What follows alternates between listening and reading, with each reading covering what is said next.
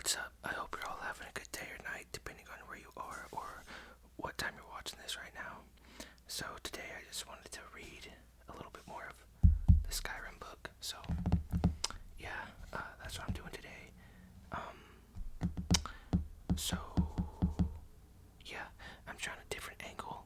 It's an extremely awkward angle for me because the tripod is currently sitting like right in front of me. The book is here, the tripod is here, the webcam's like right there, so the tripod is like right there, and I'm right behind it. So it's kind of like blocking my way entirely from the book. So we're just gonna kind of see how this goes. Probably not gonna do this angle again. I just wanted to try it out once, and then never again, unless I find a different way to angle this webcam without using the tripod. But anyway, so yeah, let's go ahead and get started. So,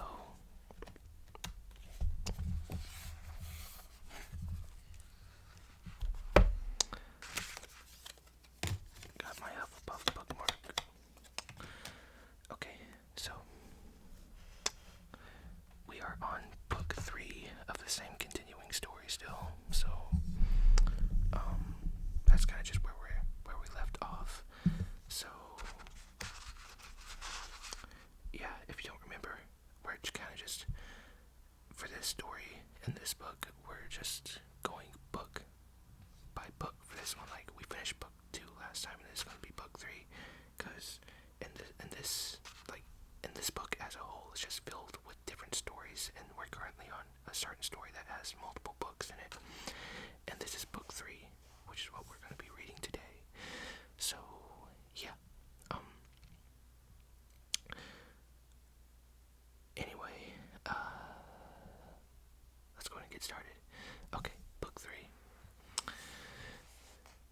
Okay, Decimus Scotty was supposed to be in Gideon, a thoroughly imperialized city in southern Blackmarsh, arranging business dealings to improve commerce in the province on behalf of Lord Vonneck's building commission and its clients. Instead, he was in a half-submerged, rotten little village called Hixenog, where he knew no one, except for a drug smuggler named Cairo Gemulus. Gemulus was not at all perturbed that the merchant caravan had gone north instead of south. He even let Scotty share his bucket of trod, yeah, which is tiny little crunchy fish he had bought from the villagers. Scotty would have preferred them cooked, or at any rate dead, but Gemulus blithely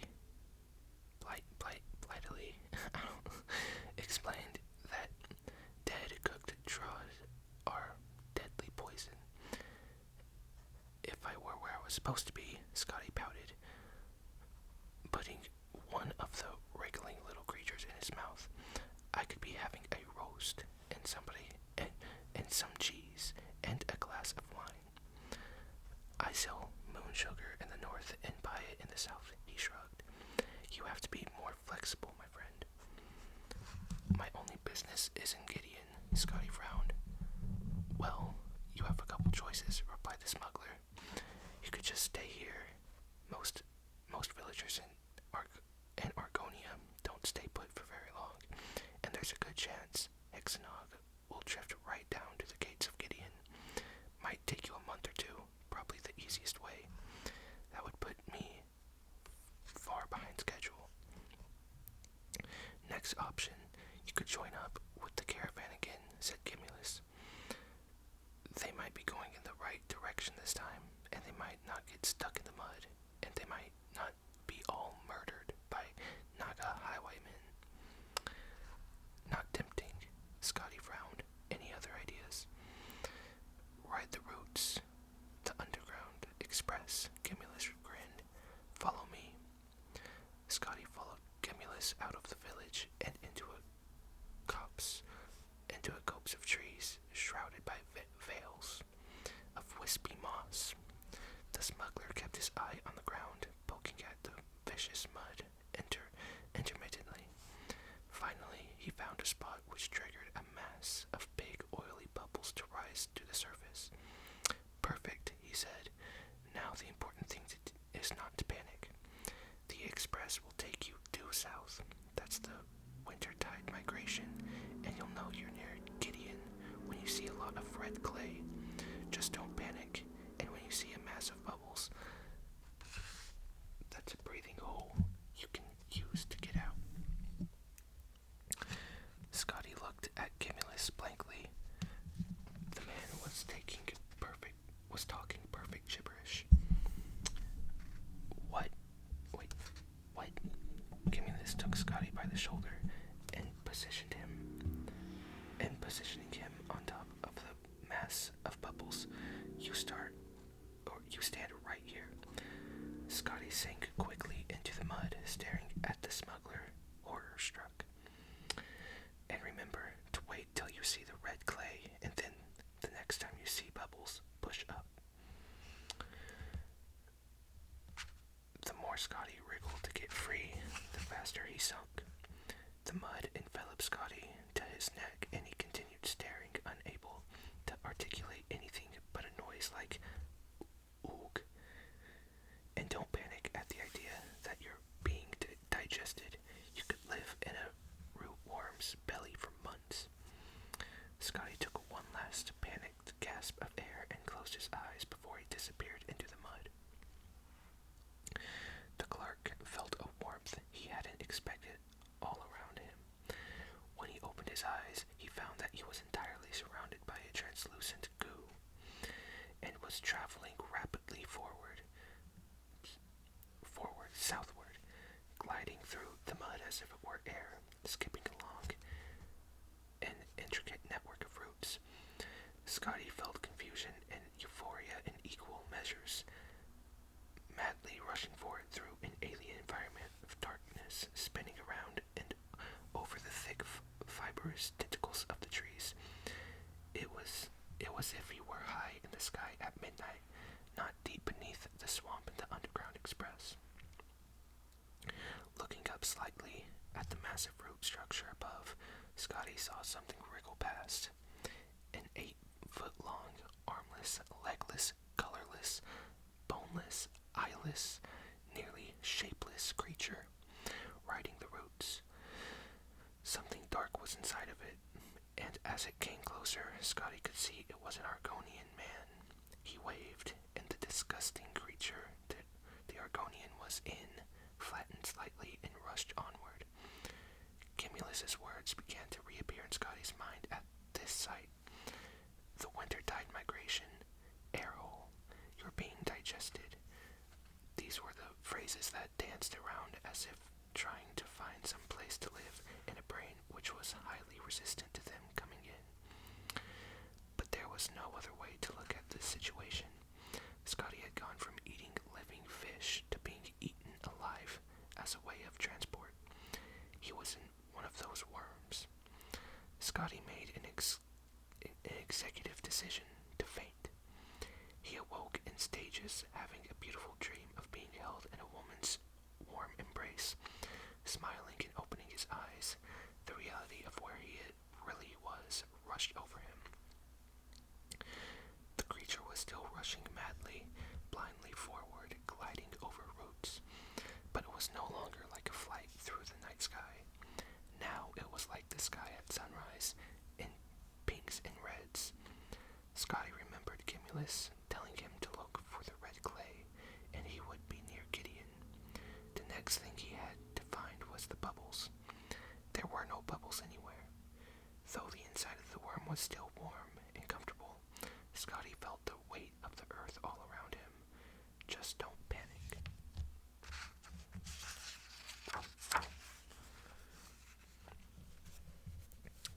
This was the main reason I had this angle, because in case there were pictures, y'all could see it easily.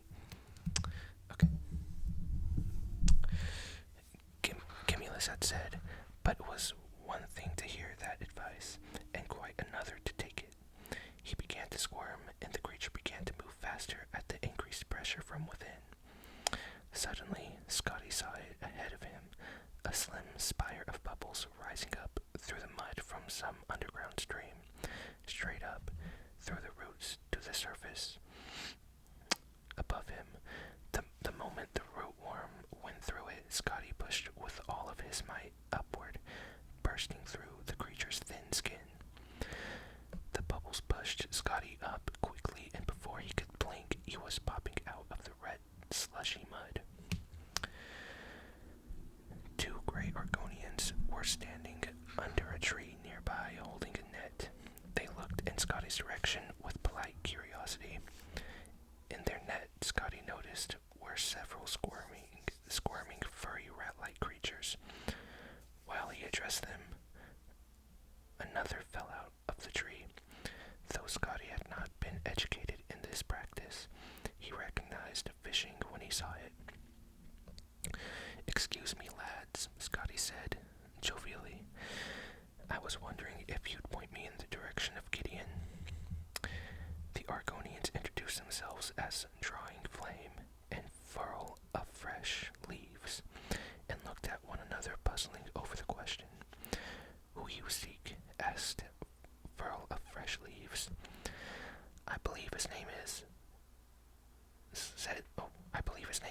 said Scotty, trying to remember the contents of his long-gone file of Blackmarsh contracts in Gideon. Arcane, right foot rock. Drawing Flame nodded. "For 5 gold, show you way, just east. In Plantation, coast of Gideon. Very nice." Scotty thought that the best business he had heard of in 2 days. And handed Drawing Flame the 5 septums. The Argonians led Scotty onto a muddy ribbon of road that passed through the reeds and soon revealed the bright blue expanse of Topol Bay far to the west. Scotty looked around at the magnificent walled estates, where bright crimson blossoms sprang forth from the very dirt of the walls, and surprised himself by thinking, "This is very pretty." The road ran parallel to a fast-moving stream, running eastward from Topol Bay. It was called the Oncobra River, he was told. It ran deep into Blackmarsh to the very dark heart of the province, peeking past the gates to the plantations east of Gideon. Scotty saw that few of the fields were tended. Most had rotten crops from harvests past, still clinging to wilted vines, orchids of desolate, leafless trees. The Argonian serfs who worked the fields were thin, weak, near death, more like haunting spirits than creatures of life and reason. 2 hours later, as the three continued their trudge east,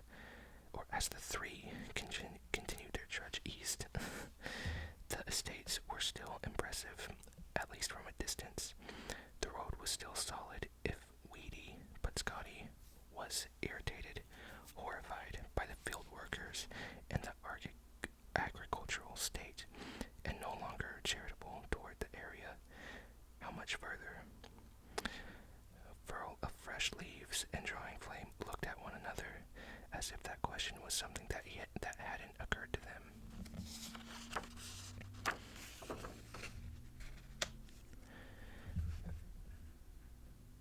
Arcane is east. Furl of Fresh Leaves pondered. Near or far? Drawing Flame shrugged non-committally and said to Scotty, "For 5 gold, show you way. Just east is Plantation. Very nice." "You don't have any idea, do you?" Scotty cried. "Why couldn't you tell me that in the first place when I might have asked someone else?" Around the bend up ahead, there was the sound of hoofbeats. A horse coming closer. Scotty began to walk toward the sound. The fell the rider and didn't see drawing flames, talon claws flash out and cast a spell at him. He felt it though, a kiss of ice along his spine. The muscles along his arms and legs suddenly immobile, as if wrapped in rigid steel. He was paralyzed. The great curse of paralysis, as the reader may be unfortunate enough to know, is that you continue to see and think even though your body does not respond. The thought that went through Scotty's mind was, damn. For drowning flame and furl of fresh leaves were, of course, like most simple day laborers in Black Marsh, accomplished illusionists, and no friend of the Imperials. The Argonians shoved Decimus Scotty to the side of the road as the horse and rider came around the corner. He was an impressive figure, a nobleman in a flashing dark green cloak, the exact same color as his scaled skin, and a frilled hood that was part of his flesh and sat upon his head like a horned crown. "Greetings, brothers," the rider said to the two. "Greetings, Arcane right foot rock," they responded, and then, for all the fresh leaves, added, "What is my lord's business on this fine day?" No rest, the Arcane sighed regally. One of my she-workers gave birth to twins. Fortunately, there's a good trader in town for those, and she didn't put up too much of a fuss. And then there's a fool of an Imperial from Lord Vonneck's building commission I am supposed to meet with in Gideon. I'm sure he will want the grand tour before he opens up the treasury for me. Such a lot of fuss. Drawing flame and furl of fresh leaves sympathized, and then, as Arcane right foot rock rode off, they went to look for their hostage. Unfortunately for them, gravity being the same in Black Marsh as elsewhere in Tamriel, their hostage, Decimus Scotty, had continued to roll down from where they left him, and was at that moment in the Ankabra River, drowning. Okay, well, that's the end of book 3. Ain't looking good for the main character, Decimus Scotty, right now. I mean, he's drowning, and, well, we're gonna have to wait till next time to see if he can save himself. But he is paralyzed, so, fingers crossed, but we'll see what happens. Anyway, that's about it. So, thank you all very much for listening. I hope you enjoyed. I'm definitely gonna finish this story on the channel, like, finish off book 4, and I think there's book 5, and then the story is finished. I don't know if I'm gonna keep reading from this book or not. We'll see. But yeah, anyway, again, thank you all very much for watching. I hope you all have a great rest of your day or night, depending on where you are. I hope you all are feeling much more rested and sleepy compared to before you clicked on this video. And, yeah, that's about it, so let me know what you thought. And I will see you all in the next one. So, thank you again,